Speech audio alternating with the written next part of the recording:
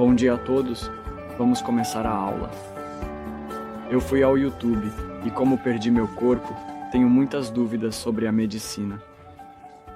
Tomei todos os medicamentos e, por um momento, fui envolvido por um grande medo, uma sensação de terror que parecia distante. Não sei bem como explicar, mas de alguma forma, uma sensação de felicidade surgiu. Eu pensei, entendi. Mas como essa felicidade não tem fundamento, isso me deixou confuso. Então, percebi que isso não estava certo e parei de tomar os medicamentos por cerca de 2 semanas. Depois disso, ainda tenho algo parecido com meu corpo, mas um amigo meu, que eu achava que era uma pessoa normal, na verdade estava tomando medicamentos para depressão. Conversamos sobre isso e, como amigos, eu queria que ele parasse de tomar, mas ele disse que se não tomasse, ele se sentiria mal. Isso me deixou desanimado, mas eu queria que ele tivesse mais educação sobre isso. É uma conversa difícil, mas eu gostaria que as pessoas percebessem a realidade. A pergunta é: como devemos lidar com essa realidade?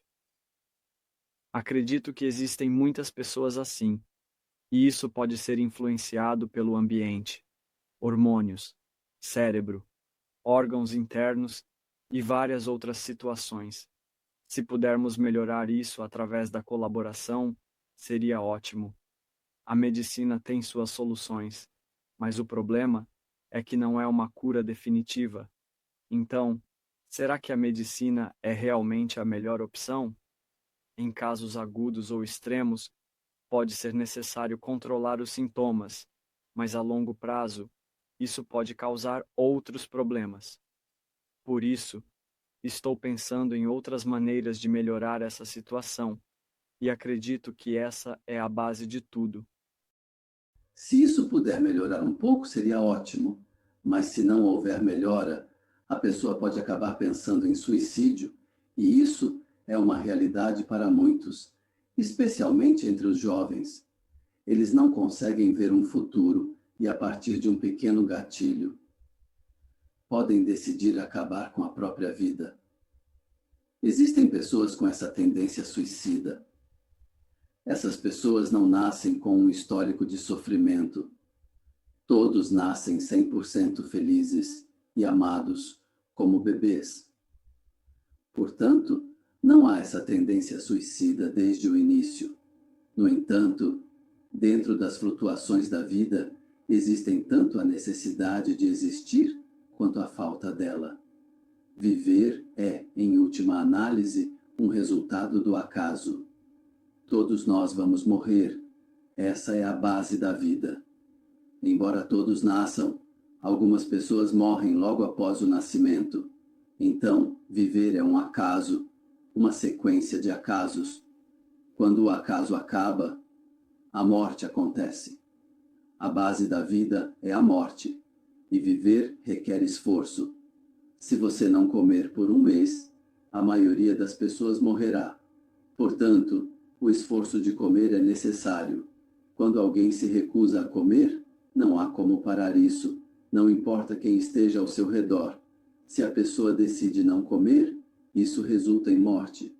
Quando nascemos, estamos 100% vivos, mas se deixarmos as coisas acontecerem naturalmente, a nossa própria forma de pensar se torna irrelevante. Quando somos bebês, isso não existe, mas depois, à medida que crescemos, nossa forma de pensar se desenvolve. É por isso que é necessário esforço. Continuar vivendo requer esforço. Não é algo simples. É preciso ter determinação. Sem essa determinação, você pode acabar não comendo, e se não trabalhar, não terá dinheiro para comer. Portanto, não se pode viver sem trabalhar. Se há pessoas que desejam viver, mas não conseguem, isso significa que não têm vontade. Muitas pessoas acabam seguindo esse caminho naturalmente. Por isso, eu quero oferecer às pessoas um futuro, sonhos e esperança. Esse é o meu ponto de partida.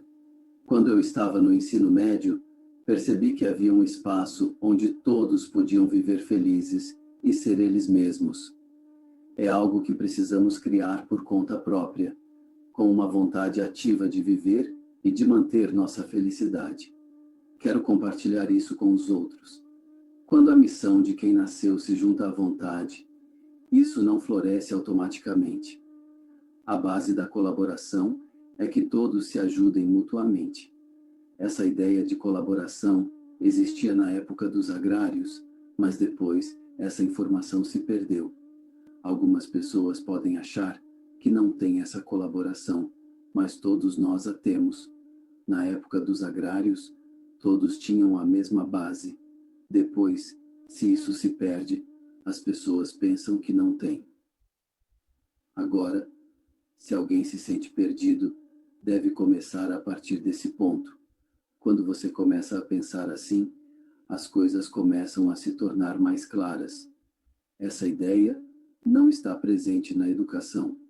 Muitas vezes, as pessoas se sentem presas até resolverem seus problemas. Por exemplo, as experiências são diferentes em cada fase da vida, como na adolescência, na juventude e na fase adulta. É importante manter a esperança.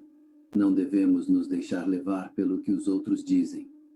As informações dos outros não são as nossas. Precisamos agir com base nas nossas próprias informações.